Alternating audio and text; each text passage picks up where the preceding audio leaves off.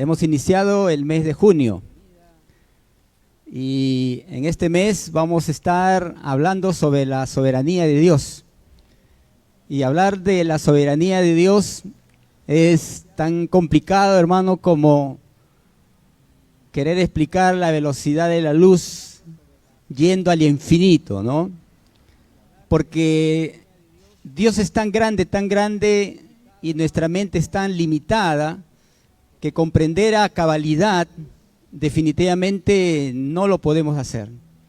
Sin embargo, hay formas de poder entender la soberanía de Dios, hay formas de poder comprender lo grande que es nuestro Dios. Y para ello hay que mirar a lo que Él ha creado. Hoy día vamos a estar viendo la soberanía de Dios en la vida y la muerte. Es interesante saber de que Dios tiene el control de todo. Y cuando uno logra captar cómo es que Dios tiene control de todo, uno se va a ver en la propia dimensión que se debe ver. Por eso Pablo en algún momento va a decir: ninguno tenga más alto concepto de sí que el que debe tener, sino piense de sí con cordura, conforme a la fe y a la medida que Dios ha repartido. Cuando el hombre cree que sabe mucho, no sabe nada de nada. Y cuando el hombre cree que sabe mucho, muchas veces desaparece la idea de Dios. Pero su capacidad y su entendimiento no llega ni al 1% de todas las ciencias, y muchas veces esa limitada información que tiene le hace creer que no hay Dios. Sin embargo, cuando uno empieza a ahondar en otros campos de información, se va a dar cuenta de la grandeza de Dios. Por eso es posible que algunos de ustedes hayan leído en esta semana lo que se ha comentado acerca de nuestro planeta en relación al Sol. ¿Cuántos han visto esta noticia, hermano, o lo han escuchado? Levante la mano. A algunos les ha dado pesadilla, han estado asustados diciendo ya viene el fin del mundo, ¿no? La Tierra se aleja del Sol. ¿Qué ocurre realmente durante el fenómeno de apelión? Apelión no es ningún pelión, hermanos, ¿ya? Son términos que los científicos, los astrónomos utilizan para un evento que sucede de manera natural todos los años. Y es interesante poder ver, mis hermanos, que las noticias muchas veces venden información falsa y de pronto se crean ciertos temores acerca del fin del mundo, como la noticia que dice: la Tierra ha comenzado a alejarse cada vez más del Sol. Las bajas temperaturas estarán hasta agosto. En realidad, hermanos, en este mes deberíamos tener sol, deberíamos tener calor, porque la temperatura a quincena de junio, ustedes saben, julio, agosto ya es más fuerte. Sin embargo, hay algo que está ocurriendo que ha hecho que tengamos más frío de lo habitual en este mes. Y eso tiene que ver con este asunto. No soy estudiante de astronomía, pero me gusta poder aclarar la soberanía de Dios a través de los gráficos que voy a poner y de manera informativa. Perihielo significa cuando la Tierra está más cerca del Sol, y afelio significa cuando la Tierra se aleja del Sol. En griego, peri es cerca, helio tiene que ver con Sol, y afelio tiene que ver con apo, que es lejos, y helio, que es Sol. La Tierra gira alrededor del Sol, y no lo hace de manera circular, sino elíptica. Ustedes ven acá cómo la Tierra gira alrededor del Sol, y cuando la Tierra se coloca en una posición cercana al Sol, se le llama perihelio. Está cerca del Sol, hay más calor. Cuando se aleja del Sol, está en aquello que los científicos llaman afelio o apelio, está más lejos del Sol, de modo de que hay frío, como nosotros lo estamos experimentando en esta semana. De modo que cuando nosotros empezamos a mirar más allá de donde nuestros pies están pisando, valga esta redundancia, vamos a darnos cuenta de que somos pequeños. Y cuando el hombre entiende que es pequeño, puede comprender la grandeza y la soberanía de Dios.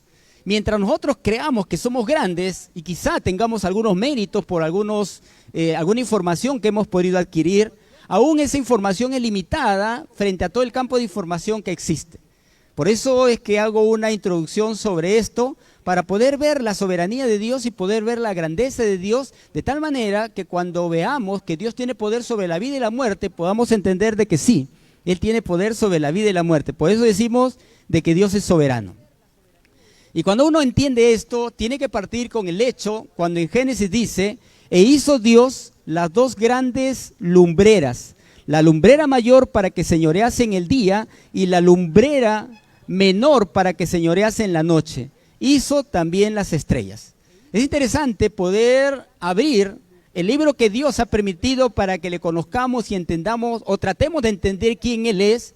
Comienza diciendo, en el principio creó Dios los cielos y la tierra. No habla de ningún Big Bang, no habla de ninguna explosión, no habla de una evolución. Entra de pronto en el infinito a la eternidad y Dios comienza a crear. En el principio, Argei, creó Dios los cielos y la tierra.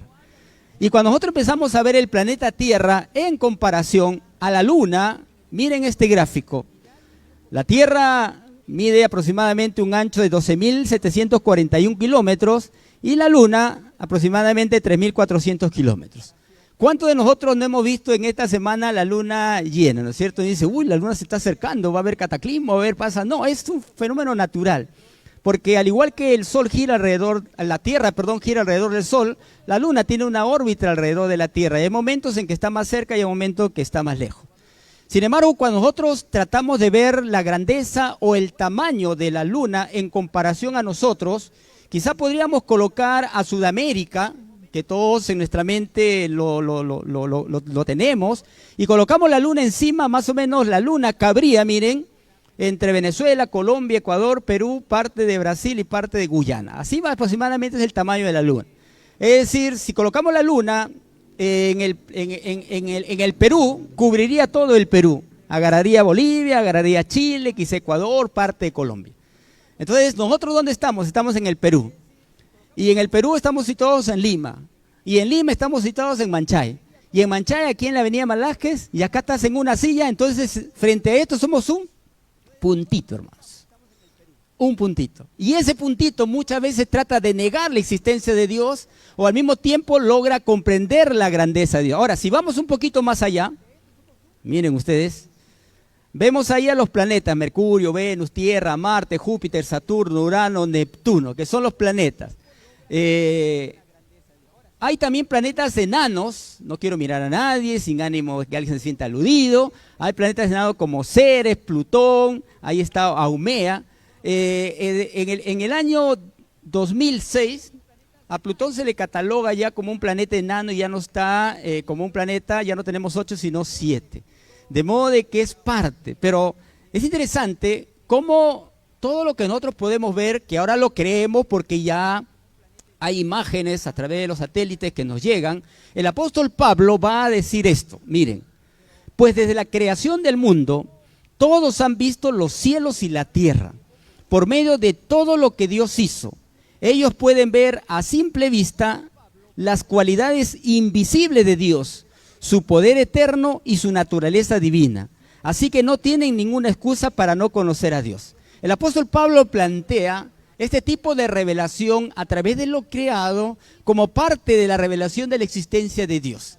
Hay otro tipo podríamos decir, de términos apologéticos para poder afirmar la existencia de Dios, pero estamos entrando a lo que es la soberanía de Dios. Cuando uno empieza a mirar los planetas, y dentro del planeta Tierra, dentro del Perú, dentro de Lima, dentro de Manchay, y me pongo y me ubico en la silla donde estoy, soy un punto pequeñísimo, hermanos. Y si vamos un poquito más allá a comparar la Tierra con otros planetas, miren más o menos cómo es la proporción. La Tierra, comparado a Venus, Marte, Mercurio y Plutón, va a parecer grande. Somos grandes, hermanos, decimos. Le ganamos pues a Venus, le ganamos a Marte, a Mercurio y a Plutón. Sin embargo, cuando empezamos a colocar todos los planetas ya de nuestro sistema solar, miren de qué tamaño es la Tierra. Comparado a Júpiter, comparado a Saturno, comparado a Neptuno. La Tierra ya viene a ser más pequeña. Y en ese planeta Tierra ubica el Perú, ubica Manchay y ubica tu silla aquí sentado. Ya no somos un punto, somos, hermanos, ya la milésima quizás de un puntito. Ahora, aquí no está el sol. Entonces dice, pastor, en mi bolsillo está un sol, qué bien que tengas un sol. Pero comparemos con el sol, hermano, el tamaño de la tierra, fíjate.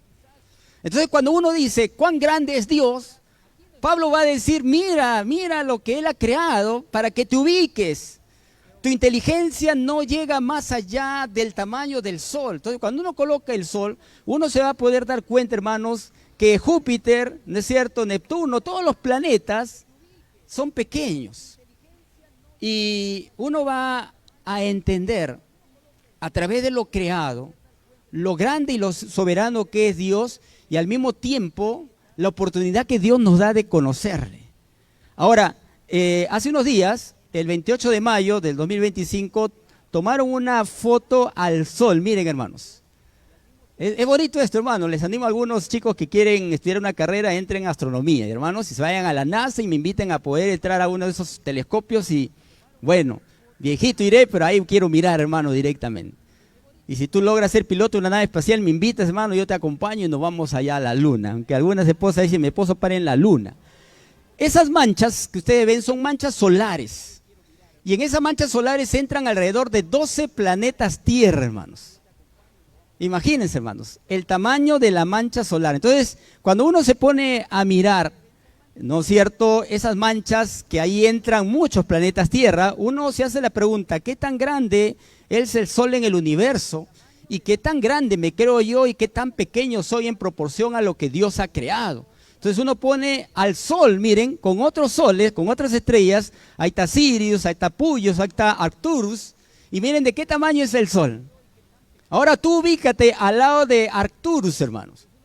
¿Qué tamaño eres? Entonces uno mira y dice, wow, Dios es grande, la soberanía de Dios es tan grande. Entonces en mi mente racional, limitada a una información de 15 años quizá en la universidad, quiero comprender y entender quién es Dios, no nos va a alcanzar el tiempo. Sin embargo, cuando uno ve a este Sol Arcturus, ¿no es cierto?, hay otro más grande, Betelgeuse y Antares. Algunos dicen que Antares se está, ¿no es cierto?, acercando a la Tierra, pero eso va a demorar muchos años luz, hermano. Sin embargo, hermanos, uno está aquí sentado, este clima nublado nos impide ver aún la nube que está a 1 kilómetro, y muchas veces nosotros, para poder entender, captar la grandeza y la soberanía de Dios, Pablo va a decir, es importante mirar hacia arriba. Ahora, esta estrella, Antares, es casi del tamaño de todo nuestro sistema solar. Miren, hermanos. Nuestra mente podrá captar, y es decir, si alguien toma una nave espacial para llegar a este lugar, toma años luz. Quizá el día que tú salgas, el día que tú llegues, ya toda la generación en la Tierra ha muerto. ¿Por qué? Porque no existe máquina que te pueda llevar a estos lugares. Ahora, uno ve a Antares inmenso, pero luego va a ver, miren, Antares está en la flecha amarilla.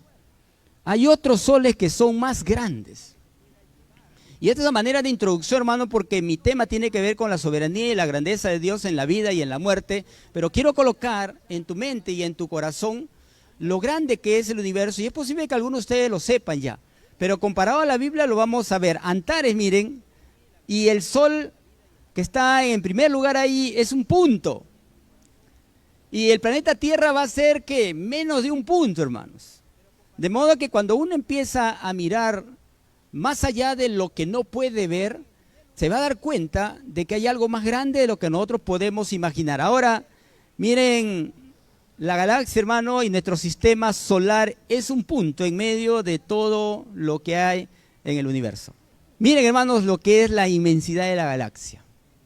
La inmensidad que es la galaxia. Es algo realmente que uno se sorprende. Y miren, aquí en ese puntito está el Sol. Allí está el Sol. Ahora, cuando uno ve eso, la Vía Láctea, uno dice, ¿cómo me gustaría verlo? Pues en el desierto de Atacama, en Chile, hay cierta estación, mis hermanos, que se ve el arco de la Vía Láctea. Dice que es el término que describe la forma en que nuestra galaxia, la Vía Láctea, se ve desde la Tierra. Se ve como una banda o arco de luz en el cielo nocturno formada por estrellas individuales que la componen. Dice que esto se puede ver en algunas partes de Bolivia y en algunas partes de Chile. Ahora, ahí ustedes lo ven. Bueno, no se ve bien, pero ahí hay unas personas con un auto que están ahí tomando fotos. Ahora, las estrellas que nosotros vemos en el cielo, las que podemos alcanzar a ver, están dentro de este círculo amarillo, miren hermanos. O sea, ¿cuántos hemos ido alguna vez a la serranía de Huánuco, donde, hermano, tú ves las estrellas, incluso ves, hermano, ahí que pasan, ¿no? Dicen estrellas fugaces, no son meteoritos, y se ve hermoso, hermano. Yo recuerdo, tenía 18, 19 años, íbamos allá a Urpis y nos echábamos ahí en el suelo y miramos el cielo y hacíamos competencia nosotros los muchachos, ¿quién veía más estrellas fugaces? Le llamamos estrellas fugaces, porque pasaban a cada rato, hermano, era emocionante. No sé si ahora seguirá pasando, pero ahora con toda la contaminación ya no se puede ver. Entonces, cuando uno empieza a mirar lo que hay más allá de nuestros ojos, uno va a decir lo que David llegó a decir en el Salmo. Oh Jehová, Señor nuestro, cuán glorioso es tu nombre en toda la tierra, has puesto tu gloria sobre los cielos. Entonces, hermano, cuando uno canta, le estás cantando a un Dios que ha creado algo que aún nuestra mente limitada no puede comprender, y si lo ve duda, pues dice, ¿quién ha ido ahí?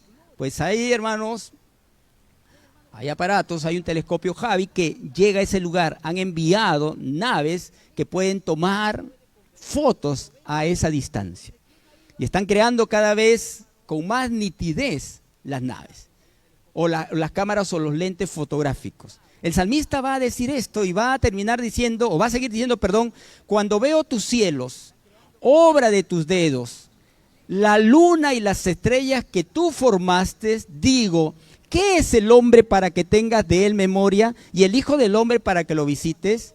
Miren, hermano, el salmista David quizá en una noche de estrellas, mirando lo que sus ojos alcanzaban a ver, porque él no tenía la información que nosotros tenemos, él va a decir, oh Jehová, oh Señor nuestro, cuán glorioso es tu nombre. En otras palabras, Señor, qué grande eres, qué soberano eres, y automáticamente cuando él entiende quién es Dios, se hace la pregunta, ¿qué es el hombre para que tengas de él memoria? ¿Qué es el hombre? Porque esto y esta pregunta golpea el ego, hermano. ¿Qué? ¿Quién eres tú? Cuando alguien te dice, ¿quién eres tú? La respuesta automática es, ¿y tú quién eres? Y el salmista va a decir, comparado a la grandeza de Dios, ¿qué es el hombre para que se crea más grande de nuestro Creador? Por eso, su ego no le alcanza a reconocer la grandeza de Dios, niega a Dios. Y se inventa la evolución, el Big Bang, se inventa que de pronto una célula empezó y creó vida. Qué interesante es esto. Sin embargo, hermanos, los científicos dicen de que no existe la eternidad, dicen así. Perdón, no existe el infinito. Que todo lo que nosotros contemplamos está en una especie de globo. Y luego de eso, acá están miles y miles de galaxias, existe nada. ¿Qué es nada? Cero absoluto. Pero los científicos también dicen que no existe el cero absoluto porque siempre hay algo en ese algo que no hay nada. Y ahí, para quizás, hermano, dar una respuesta a lo que no se ve, han creado esto o han colocado esto para decir que más allá de lo que no podemos ver, existe nada. Porque llega un momento, hermano, que lo creado no puede alcanzar más allá de lo infinito. Y Pablo en algún momento va a decir que él tuvo una revelación especial y subió hasta el tercer cielo.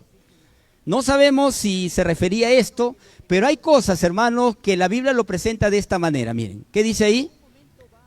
Las cosas secretas pertenecen a Jehová nuestro Dios, mas las reveladas son para nosotros y para nuestros hijos, para siempre, para que cumplamos todas las palabras de esta ley.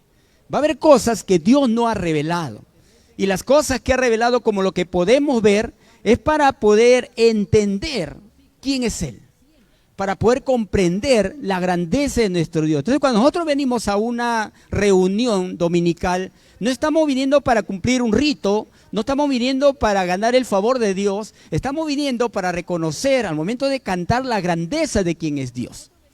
Quizá algunos adolescentes están viniendo obligados, si no vas a la iglesia no almuerzas hoy día, si no vas a la iglesia te pago el wifi y están acá, ¿no? Pero alégrate, tu mamá está siendo usada por el Señor para poder permitir que en tu mente haya principios de la palabra de Dios. Cuando uno mira esto, uno tiene que decir, en primer lugar, que Dios es soberano sobre lo creado. El texto del Salmo 135:6 dice: todo lo que quiere lo hace, en los cielos y en la tierra, en los mares y en todos los abismos. Cuando uno empieza a indagar en la palabra acerca de la soberanía de Dios, acerca de los absolutos de Dios, uno va a entrar en un mundo donde uno concluye diciendo: oh Jehová, Señor nuestro, cuán grande es tu nombre en toda la tierra. Porque uno es creyente, porque uno sabe que Dios existe, pero cuando uno empieza a dejar al lado, gracias hermano, es Coca-Cola, ¿no? Disfrazada de agua, ¿no? Gracias hermana. Cuando uno empieza a dejar de lado la grandeza de Dios, automáticamente uno se autoengaña y se cree grande. Y cuando uno se cree grande, automáticamente mira a los demás como pequeños. Por eso Pablo va a decir: ninguno tenga más alto concepto de sí que el que debe tener. Es decir, Dios te ha dado una capacitación, una preparación, y mantente con esa preparación.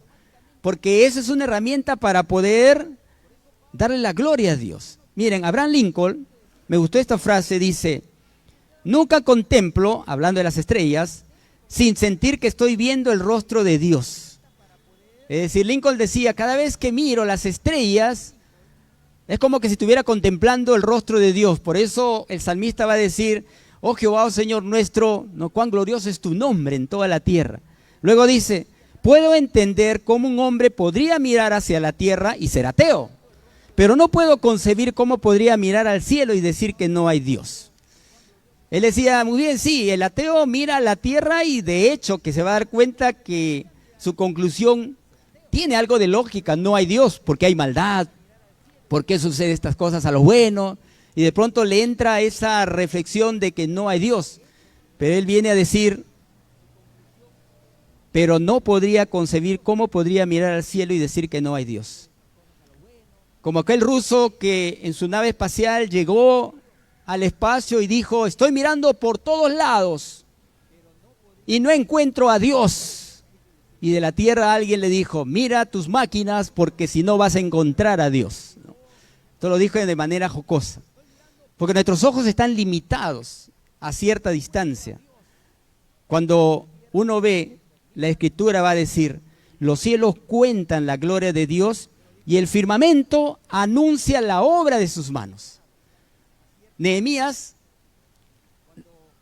expresa esto: tú solo eres Dios, tú hiciste los cielos y los cielos de los cielos con todo su ejército, la tierra y todo lo que está en ella, los mares y todo lo que hay en ellos, y tú vivificas todas estas cosas, y los ejércitos de los cielos te adoran. Miren hermanos, Nehemías, antes de que aparezca todas estas imágenes, él está reconociendo algo que quizá para su tiempo era una locura. Él está diciendo: tú solo eres Dios. Y le está diciendo a Dios: tú hiciste los cielos y los cielos de los cielos. No sabemos si a través del Espíritu Santo quizá Nehemías tuvo una especie de, ¿no es cierto?, de ver la grandeza de Dios y de entender que de más allá de las estrellas hay otras estrellas, y más allá de esas estrellas hay galaxias, y más allá de las galaxias hay un sinnúmero de cosas que Dios ha creado, y él va a decir: y todo lo que esté en ella tú lo hiciste, los mares y todo lo que hay en ellos, y tú vivificas todas estas cosas, y los ejércitos de los cielos te adoran. Interesante cómo utiliza una expresión para poder quizá decir lo que acabamos de ver a través de estas imágenes. ¿Tú crees que Dios es grande, hermano? Pues Dios es grande. Y cuando uno empieza a entender la soberanía de Dios, uno se va a dar cuenta de que la Biblia se escribió en una época donde todavía no se hacían ciertos descubrimientos y la Biblia ya lo planteaba como un hecho. La Biblia dice que Dios llama a las estrellas por nombre. Fíjate, hermano. Dice el Salmo 147:4. Él cuenta el número de las estrellas y a todas ellas llama por sus nombres. ¿Se acuerdan cuando Abraham escucha de parte de Dios cómo va a ser su descendencia? ¿Qué le dice el Señor? ¿Te acuerdas, hermano? ¿Qué le dice? A ver, recuerda.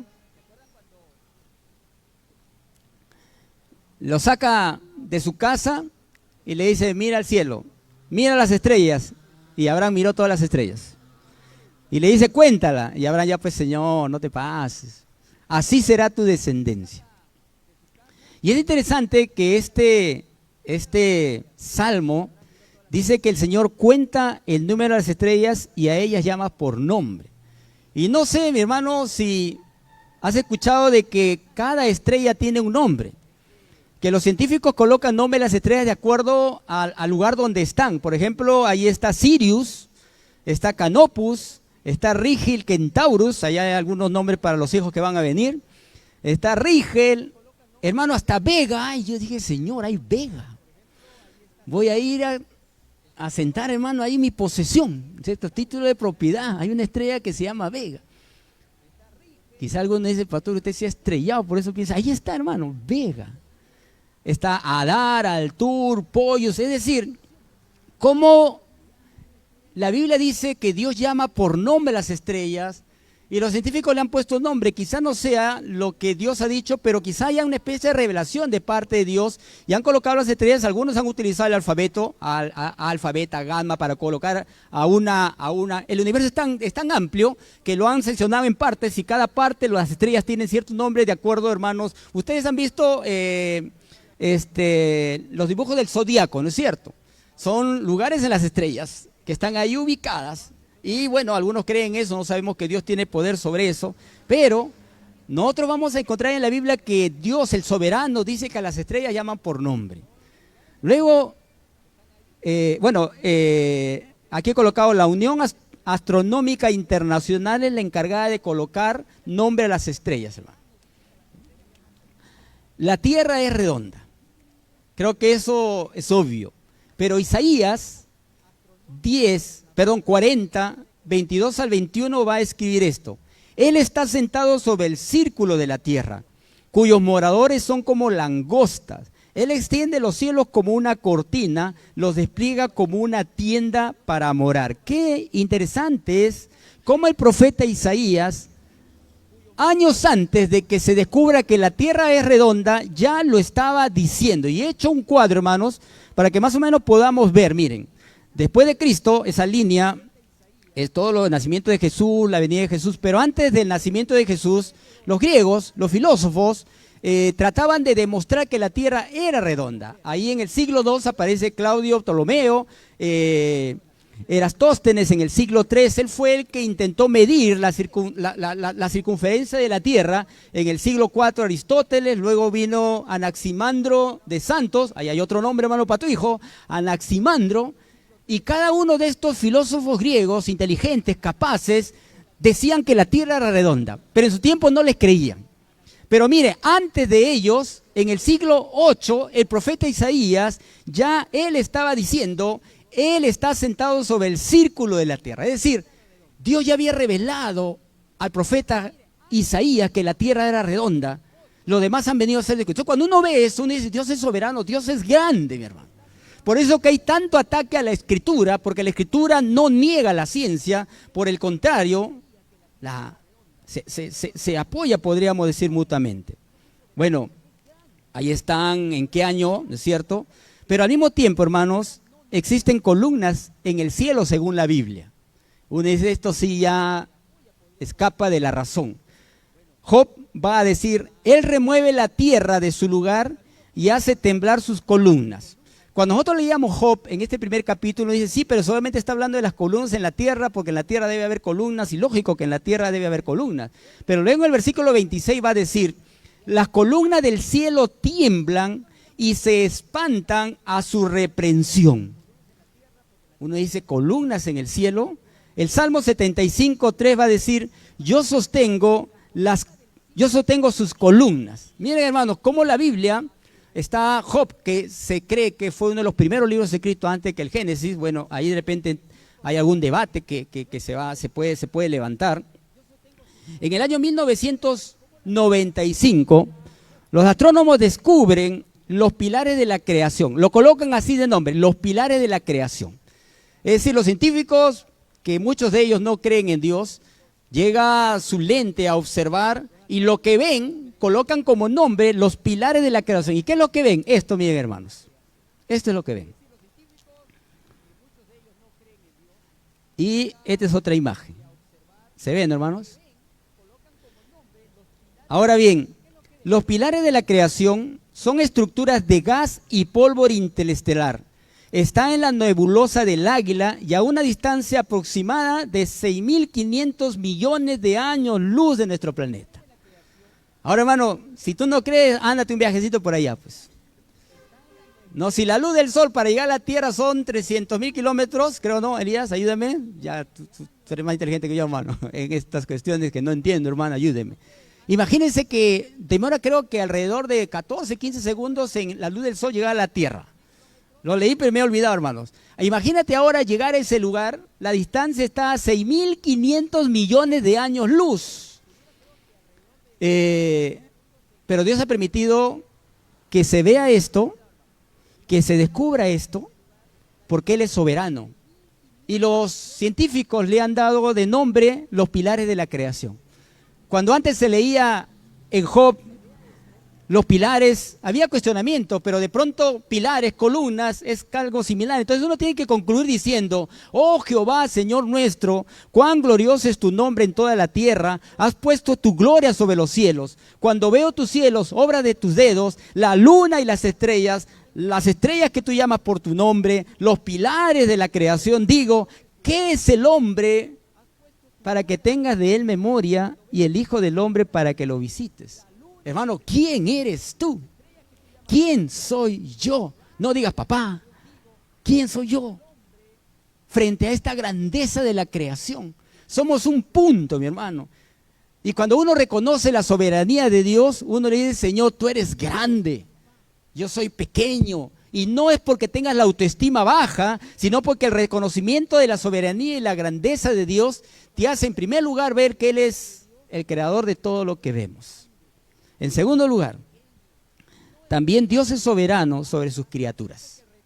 Dice el Salmo 31:15 que hemos leído: en tu mano están mis tiempos.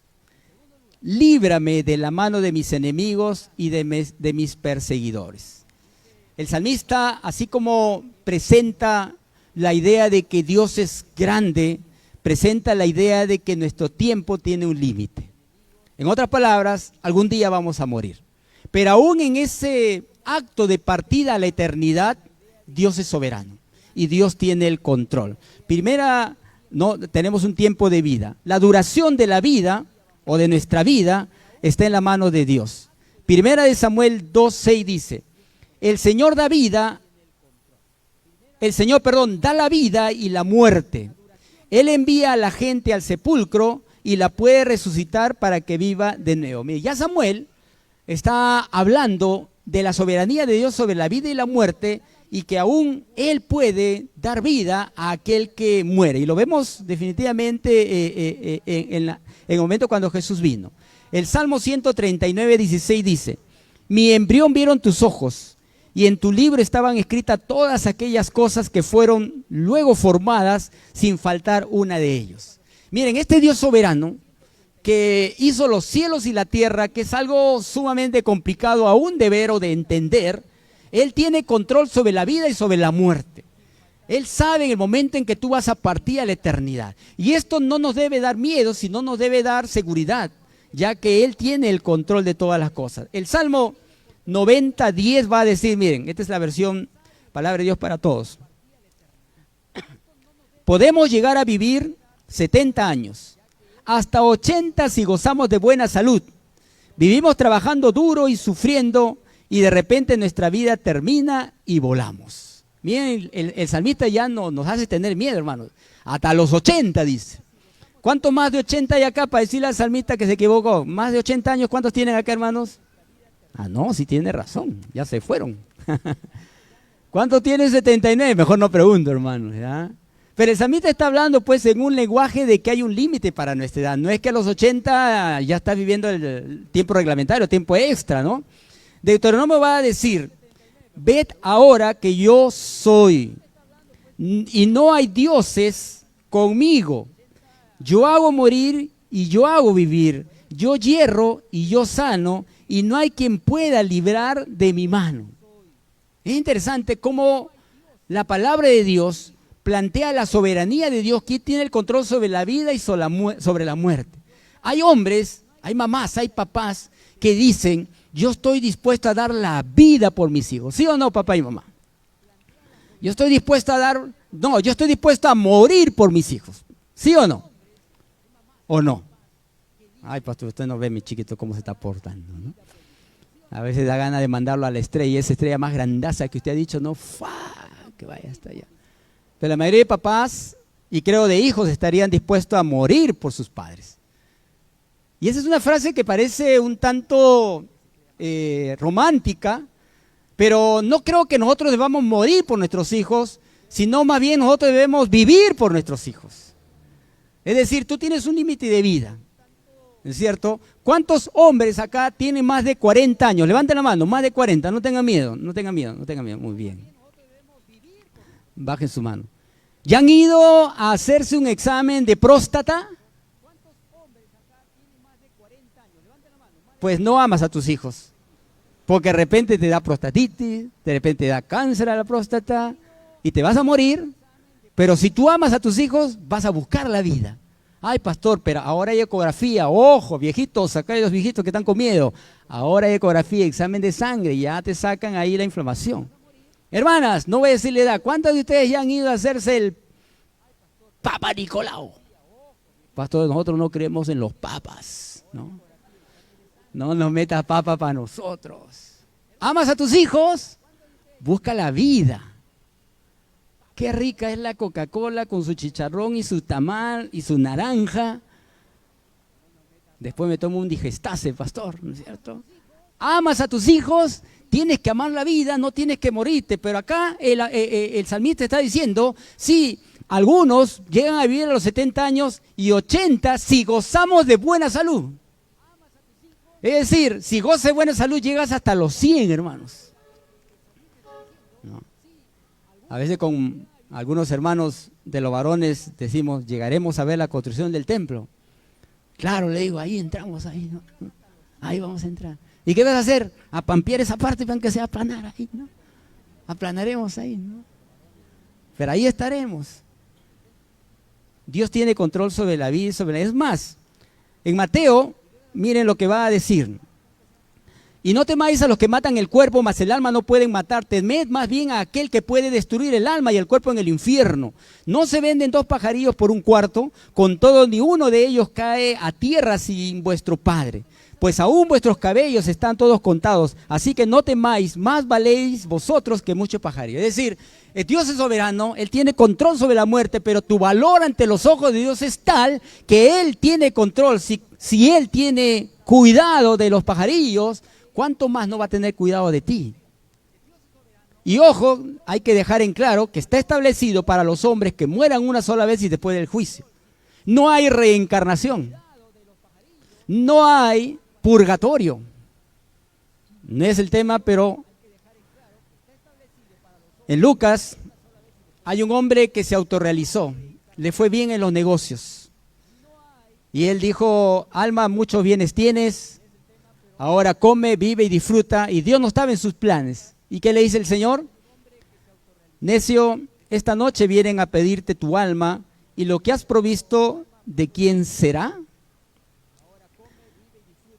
El abuelo levanta la empresa, el hijo, ¿no es cierto?, no maneja bien la empresa y el nieto vende la empresa. ¿Has escuchado eso? Ese terreno que tanto cuidas, que te peleas con el vecino o la vecina por 1 centímetro que metió su ladrillo, cuando te mueras, ¿de quién será? ¿De quién será? Es interesante cómo Jesús, enfoca la mente de esta persona. No está mal tener, no está mal lograr, no está mal construir. Él había logrado todo lo que todos debemos lograr, pero él no había considerado a Dios en sus planes. Logra todo lo que quieras, hermano, y si eres multimillonario, amén, acuérdate de nosotros cuando estés en tu reino. Amén, porque Dios da el poder para hacer riqueza, pero esa riqueza nunca te va a alejar de Dios. Cuando Dios da algo, la manera en saber de que Dios me dio es que no me aleja de Él. Dios no me va a dar un trabajo para alejarme de Él. Dios no me va a dar una profesión para alejarme de Él. Al contrario, con esa profesión yo le voy a servir al Señor. Por eso va a decir, necio, esta noche vienen a pedir tu alma. Antes teníamos usamos unos folletos evangelísticos, chips. No sé cuántos de ustedes se acuerdan, los chips. Así se llamaban.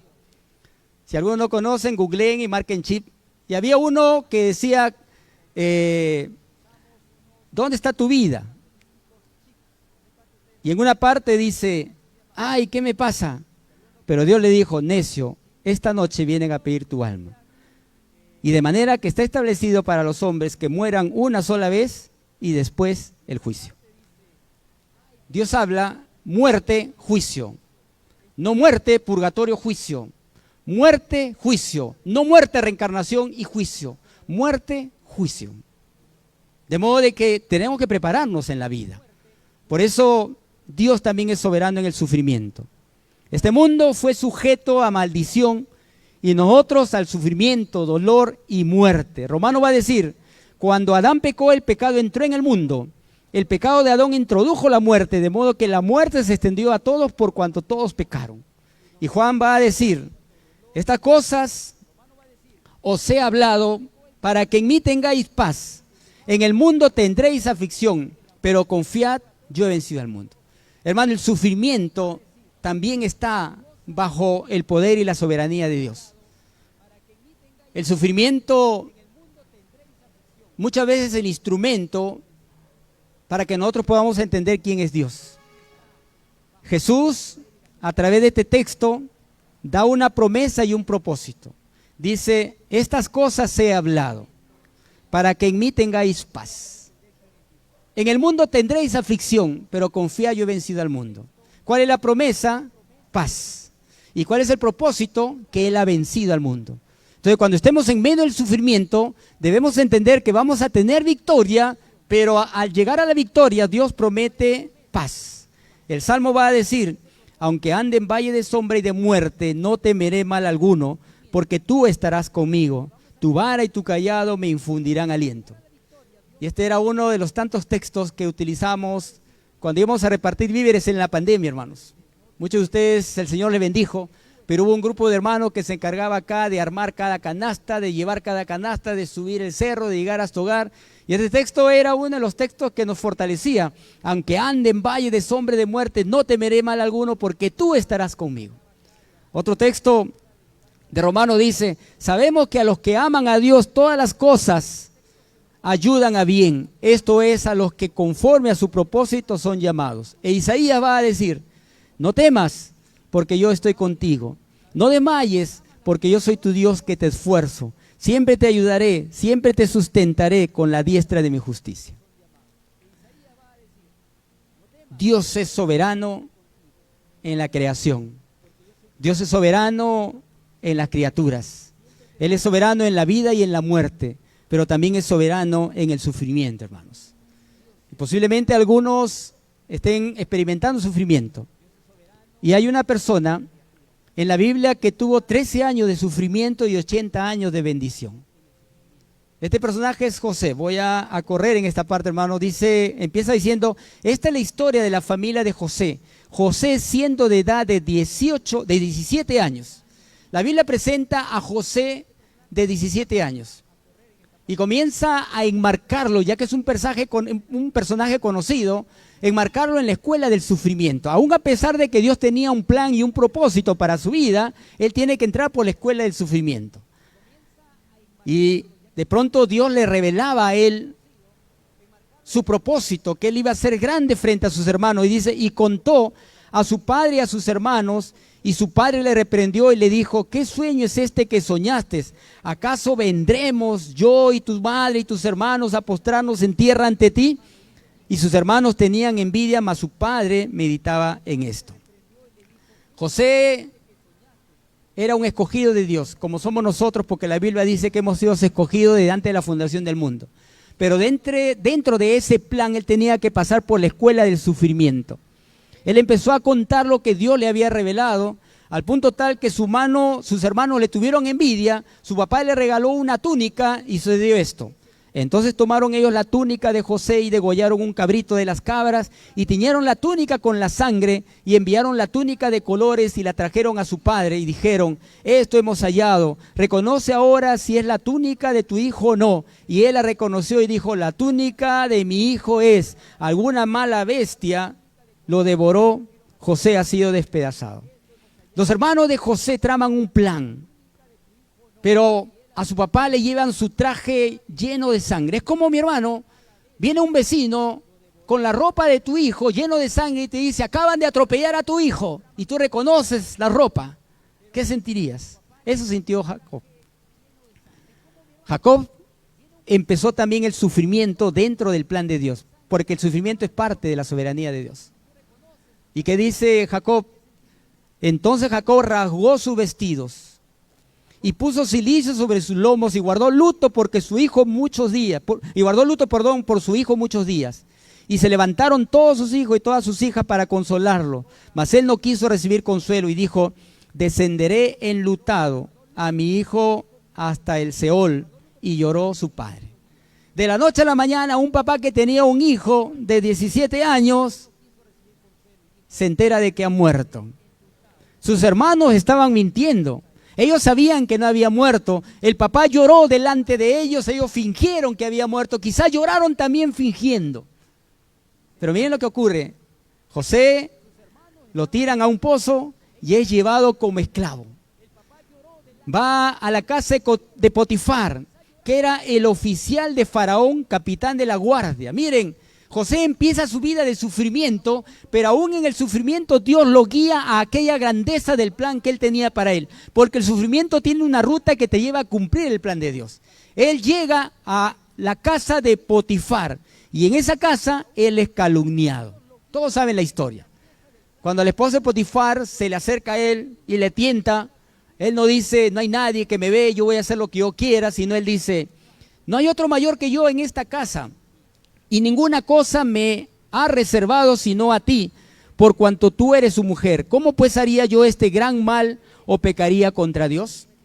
José sabía que cualquier pecado no era porque él ya era mayor de edad y podía hacer lo que quiere. Él sabía que pecado era hacerlo en la presencia de Dios. José estaba camino al sufrimiento, pero aún en ese camino al sufrimiento él tenía conciencia de quién era Dios soberano. Nadie lo veía, estaba escondido, estaba la puerta cerrada, estaba la luz apagada. La mujer lo tentó y él decía: no, porque Dios me ve. ¿Cuánto necesitamos eso en las nuevas generaciones, hermano? Noción de presencia de Dios. No de rebeldía, no de ya soy mayor y hago lo que quiero, es mi cuerpo y yo hago lo que yo quiero. Bueno, vas a recibir las consecuencias de lo que tú quieres. Y luego José es enviado a prisión y en la prisión es olvidado. Pero aún en la prisión se revela el propósito de su sufrimiento. Porque estaba en la cárcel y en el palacio ocurre algo y dos hombres son enviados a prisión. Y dice, ahí tomó su amo a José y lo puso en la cárcel donde estaban los presos del rey y estuvo allí en la cárcel. Fíjese que llegó a la cárcel de palacio. Pero Jehová estaba con José y le extendió su misericordia y le dio gracia en los ojos del jefe de la cárcel. Y el jefe de la cárcel le entregó en mano de José el cuidado de todos los presos que había en aquella prisión y todo lo que hacía él lo prosperaba. Es decir, aún en medio del sufrimiento, la presencia de Dios estaba con José y todo lo que él hacía era prosperado por Dios. Pero ¿qué ocurre, mi hermano? Allí en prisión, él conoce al panadero y al copero. ¿Qué sucede, hermanos? En el palacio de Faraón, dos personas se rebelan. No, dos personas se rebelan. Voy a avanzar acá. Él conoce gente del palacio de Faraón. Dice el texto: aconteció después de estas cosas que el copero del rey de Egipto, el panadero, delinquieron contra su señor, el rey de Egipto, y lo puso en prisión en la casa del capitán de la guardia, en la cárcel donde José estaba preso. José estaba preso, estaba sufriendo. Él tenía un plan de parte de Dios grande. Y ahí en el sufrimiento vienen dos compañeros de palacio. Dios cómo mueve en palacio y van ahí, están en la cárcel y lo acompañan estas dos personas. Y ahí estas dos personas tienen un sueño y José les revela el sueño a estas dos personas. Y cuando le revela el sueño le dice, tú te vas a morir y tú vas a vivir. El faraón te va a matar a ti y el faraón te va a permitir vivir a ti. Cuando tú regreses, le dice, cuando estés libre, acuérdate de mí. Hazme ese favor, cuéntale al faraón sobre mí para que así yo pueda salir de esta prisión. A mí me sacaron a la fuerza de la tierra de los hebreos y yo no hice nada para merecer estar en este hueco. Miren, hermanos, José le interpreta el sueño al uno y le dice, cuando tú llegues allí, dile a faraón por favor. ¿Y qué sucede? Él se queda en prisión y se olvida. Porque dice... Y el jefe de los coperos no se acordó de José, sino que le olvidó. Pero en palacio, Dios permite que el faraón tenga un sueño. Tenga un sueño. Y ahí estaba el copero atendiendo al faraón. Y faraón dice, he tenido un sueño y nadie le podía revelar. Y el copero se acuerda de que en la cárcel había un hombre que le reveló el sueño. ¿Cuánto tiempo pasó desde que salió de la cárcel hasta que Faraón tuvo su sueño, hermano? ¿Cuánto tiempo pasó? Miren lo que dice la Biblia. Aconteció que dice que pasaron 2 años. Este compadre se olvidó 2 años de José, hermano. Es decir, José se quedó 2 años sufriendo, mientras que el otro estaba en el palacio de Faraón. ¿Cuánta gente te ha olvidado a ti, hermanos? Y estás enojada porque tu hijo no te llama, tu hija no te llama, y vives pendiente del celular y el celular no suena. No suena. A José le olvidaron 2 años.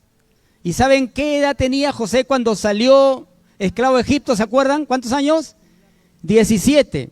¿Y qué edad tenía cuando se presentó ante el faraón? Miren, José tenía 30 años cuando lo llevaron ante el faraón, el rey de Egipto. Entonces, ¿cuántos años estuvo sufriendo? ¿Cuántos? 13 años. ¿Cuántos años estás sufriendo tú? Uy, pastor, ya veo que está poquito. 13 años sufriendo. Y a veces nosotros vemos nuestro sufrimiento como algo desproporcionado, como algo que, oh, yo soy la única que sufre. Y llego a la iglesia y el pastor ni me saluda. Y no te voy a saludar porque no soy omnisciente. Estoy acá, no te veo allá. Además, cuando acaba el culto, pareciera que dijeran, a su marca, listo, ya, y tú sales corriendo, hermano. No se te va a quemar la comida, hermana. Haz vida social, comparte con un hermano, aunque sea dale la mano, hermano, el pastor me está obligando a quedarme un minuto a conversar contigo. ¿Cómo estás, hermano? Bien, punto, chao, listo. 13 años. Pero ahí lo llaman a José y José revela el sueño del faraón. Y faraón dice, ¿acaso hallaremos a otro hombre como este en quien esté el Espíritu de Dios? Y faraón dijo a José, pues que Dios te ha hecho saber todo esto y no hay entendido ni sabio como tú estarás sobre mi casa. Y miren, comienza a cumplirse el plan de Dios después de 13 años. Hay jóvenes acá, Señor, dame mi idónea. Espérate 13 años. Ay, Señor, ¿por qué tanto? Ya tengo 42, Señor. Espérate. Señor, a mis hijos los voy a llamar nietos, llámalos bisnietos, pero Dios te lo va a dar. No nos gusta esperar. Queremos ya. Y en el sufrimiento pareciera que es una eternidad. José estuvo 13 años, mis hermanos. Y luego lo coloca el anillo y le empieza a revelar. Y ustedes saben la historia, voy a hacerla corta, hermanos. Hay una gran hambre y José revela el sueño del faraón y sus hermanos se presentan, ¿no es cierto? Se presentan ante José. Y José les dice, yo soy José, vive aún mi padre, y sus hermanos no pudieron responderle porque estaban turbados delante de él. Y la parte negrita del versículo 5 dice, porque para preservación de vida me envió Dios delante de vosotros.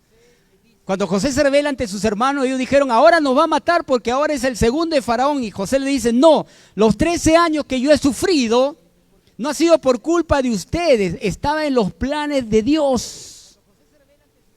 Y Dios utilizó este sufrimiento mío para que el pueblo de Israel, dice, preservación de vida me envió Dios. Mi hermano, el final del sufrimiento cumple un propósito. Y bueno, en conclusión, Dios es soberano, mi hermano, aunque no lo veamos. José va a decir, No fueron ustedes los que me enviaron aquí, fue Dios. Hermano, ¿te han robado? Pastor, se llevaron mi televisor, se llevaron mi balón de gas. Pues Dios te va a dar un televisor más chiquito. Más chiquito. Muy grande, se ve de la calle y viene el chori y se lo va a dar. ¿Cómo va a ser más chico, hermano? Si ustedes pensaban que iba a decir grande, ¿no? No puedes, hermano. Te robaron, ya tienes que comprar más cosas, no te va a alcanzar para más grande. Cuando tú entiendes que el sufrimiento tiene un propósito, uno se pregunta, hermanos, ¿no es cierto? Voy a avanzar. ¿Por qué aconteció todo esto a José? ¿Sabes por qué? Porque Dios quería usarlo. Dios cumplió su promesa y su propósito. Y Pedro nos va a decir, mas el Dios de toda gracia, que nos llamó a su gloria eterna en Jesucristo, después que hayáis padecido un poco de tiempo, Él mismo perfeccione, afirme, fortalezca y establezca. Hermano, si Dios es soberano sobre la creación y Dios es soberano sobre sus criaturas, Dios es soberano sobre la vida y sobre la muerte, Dios es soberano en medio del sufrimiento, lo que estás experimentando tiene control, tiene propósito. ¿Se acuerdan? ¿Qué les trae a memoria de esta imagen, hermanos? Dice Hechos 7:60, y puesto de rodillas, clamó a gran voz, Señor, no le tomes en cuenta este pecado. Y habiendo dicho esto, durmió. ¿Y quién estaba ahí? Hechos 8:1 dice, y Saulo consentía en su muerte. Esteban estaba muriendo apedreado. ¿A quién le gustaría morir apedreado, hermanos? Y Esteban sabía que era su final, que el soberano había determinado que él tenía que morir y morir apedreado, porque él podría haber negado a Jesús si hubiera seguido vivo, pero él decidió morir por Cristo y su sufrimiento. Al lado estaba un tal llamado Saulo mirando el sufrimiento. Y quizá Pablo, en toda su capacitación que tenía, no entendía cómo un hombre que estaba siendo agredido podía decir, Padre, perdónalos. Y eso fue testimonio para Pablo. Y cuando Dios llama a Pablo al ministerio, mira lo que le dicen. Le va a donde Ananías y Ananías le dice, porque yo le mostraré cuánto le es necesario padecer por mi nombre. A los filipenses, el Señor va a decir, porque a vosotros os es concedido a causa de Cristo, que no solo creáis en Él, sino que también padezcáis por Él. A los discípulos, los apóstoles se fueron de la reunión del consejo contentos de tener el honor de sufrir por la causa del nombre de Jesús. Si estás sufriendo por obedecer a Dios, dale gloria a Dios. Pero si estás sufriendo por tu pecado, arrepiéntete. Arrepiéntete. Tienes que arrepentirte. Tienes que arrepentirte. A una ciudad fue un doctor, un oncólogo muy famoso.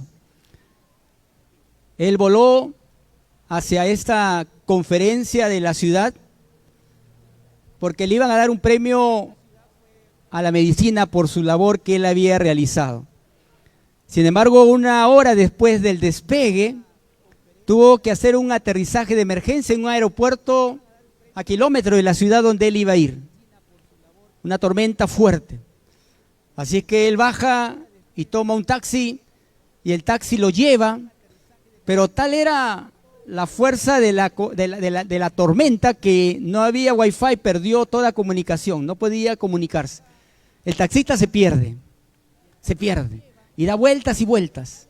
Y a lo lejos en la oscuridad ve una casa, él se acerca a esa casa para ver si hay teléfono, toca la puerta de la casa, sale una señora, le dice, señora, présteme su teléfono. Dice, no, no tengo teléfono, quiero comunicarme. No, no tengo, pero la señora, pase, está haciendo frío, tome algo, y le da algo caliente. Y la señora le dice, un ratito, voy a orar. Y se arrodilla a orar. Y este hombre, doctor, este oncólogo, la mira y da una sonrisa y le dice, ¿y qué le está orando a ese Dios? Él dice, lo que pasa es que yo tengo una hija que está con un cáncer muy avanzado. Y yo le estoy pidiendo a Dios que pueda llevarlo a un lugar donde la puedan atender. Cuando él escuchó eso y se acordó de que su avión fue sometido a una tormenta y tuvo que aterrizar en un lugar donde era lejos del lugar donde él tenía que ir, y tomó un auto y ese auto se extravió y lo llevó a esa casa, él lo único que pudo decir es, reconocer que Dios es Dios. Uno de nuestros hermanos, esto recién ayercito me lo enteré, estaba yendo a un lugar con su carrito y se le sale la llanta del auto en un descampado. Y por ahí pasa un vehículo que estaba yendo a auxiliar a otro vehículo, un mecánico, y se para y lo auxilia. ¿Quién hizo eso, hermanos? ¿Quién lo hizo? El Señor. Ni siquiera llamó, no sé si habrá pagado, ¿no? Pero, ¿quién lo auxilió, hermanos? Otro hubiera dicho, este gato, Señor, hubiera renegado. Pero cuando tú tienes el propósito, cuando tú entiendes el propósito de Dios en tu vida, tú vas a decir, Jehová dio, Jehová quitó. Sea bendito el nombre del Señor. Y es mejor sufrir por la causa de Cristo que sufrir por la consecuencia de tu pecado. Dios es soberano, Él es soberano. Dios es grande, Él es grande. Él tiene control sobre la vida y la muerte, lo tiene. Él conoce nuestros días, lo conoce. ¿Qué tenemos que hacer? Darle la gloria, hermanos. ¿Y qué te parece si oramos? Y le decimos, Señor, tú eres grande, tú eres soberano. Y ahí en tu lugar, cierra tus ojos y ora al Señor. Y dile, Señor, si no he tenido en cuenta tu presencia en mi vida y estoy viviendo sabiendo que está mal, quiero corregirme, quiero encaminarme. Señor, tú eres grande. Quizá dile como el salmista, oh Jehová, oh Señor nuestro, cuán glorioso es tu nombre en toda la tierra. Y dile, Señor, quiero que uses mi vida. Y si estás en una etapa de sufrimiento, mi hermano, dile, Señor, quiero aferrarme a ti en medio de esta situación. Señor, dame sabiduría para enfrentar esta crisis que estoy viviendo. Si es una crisis económica, una crisis emocional, una crisis familiar, tú dile, Señor, quiero tomarme de tu mano y quiero que tú me guíes en las decisiones que tengo que tomar.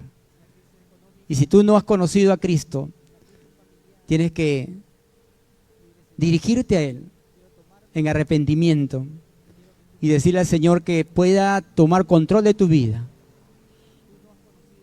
No es necesario que hagas una oración religiosa, es necesario que el Espíritu Santo te haga entender que separado de Él nada puedes hacer. Ser cristiano no es ser religioso, ser cristiano es tener una relación con Dios. Y el soberano Dios, que hizo sufrir a José 13 años, y luego tuvo 80 años de bendición porque murió a los 110 años. Dios te quiere mostrar que ese momento en que estás pasando es pasajero. Quizá a algunos el Señor les acompañará aún más allá de la muerte. Quizá algunos proclamarán la sanidad de Dios. Quizá algunos Dios utilizará su profesión, su carrera para engrandecer el reino de Dios. Pero Dios te llama a dejar a un lado tus gustos y decirle, Señor, quiero hacer lo que a ti te agrada. Quiero que tú me guíes. Padre, te damos la gloria a ti. Te bendecimos porque no hay un Dios más grande que tú. Tú eres el Dios de Abraham, el Dios de Isaac, el Dios de Jacob. Y eres nuestro Dios. Y es por eso que nos reunimos, para alabarte, para glorificarte. Y es por eso que salimos de este lugar confiados en que tú tienes el control. Que aún el cabello de nuestra cabeza no cae sin tu permiso. Y si tú te preocupas por los pajaritos, te vas a preocupar por nuestras necesidades. Porque hemos decidido confiar en ti. Y hemos decidido decir a Jesús que seas Señor de nuestras vidas. Muy por encima de nuestros planes está, Señor, escucharte a ti para poder caminar en el camino que debemos andar. Te damos a ti la gloria, Padre, porque tú eres bueno y para siempre es tu misericordia. En el nombre de Jesús. Amén.